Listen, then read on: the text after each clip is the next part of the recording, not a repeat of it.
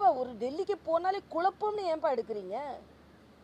அவர் ஒரு பயணம் செய்கிறார், அவ்வளவுதான். ஏதாவது தமிழ்நாட்டில் ஒரு கூட்டணி கட்சி தலைவரை இன்னொரு கூட்டணி கட்சி தலைவர் பார்க்கறதுக்கு டெல்லி போனால் அது குழப்பம். ஆனால் 6 தொகுதி வாங்கின கம்யூனிஸ்ட் வந்து 5 தொகுதி அழுத்தம் கொடுத்து 5 தொகுதி வாங்க வச்சிருவாங்க.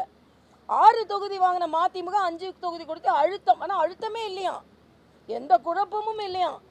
ஏன்னா பிஜேபி என்ற பூச்சாண்டியை காமித்து நீங்கள் அடிமைத்தனமாக இடங்களை குறைத்து வாங்கிவிட்டு அதில் வந்து நாங்கள் கீழே விழுந்தாலும் மீசையில் மண்ணு ஒட்டலைன்ட்டு இதெல்லாம் பிஜேபிக்காக இடத்துங்களை குறைச்சிக்கிறாங்களாம். ஆக அடிமை கூட்டணி இதில் உதயசூரியனில் தான் நிற்கணும்னு அழுத்தம் கொடுக்கப்படுகிறது. அதனால் அடிமை கூட்டணினா இந்தி கூட்டணி தான். அவர்கள் மற்றவர்களின் அழுத்தம் கொடுக்கப்படுகிறது.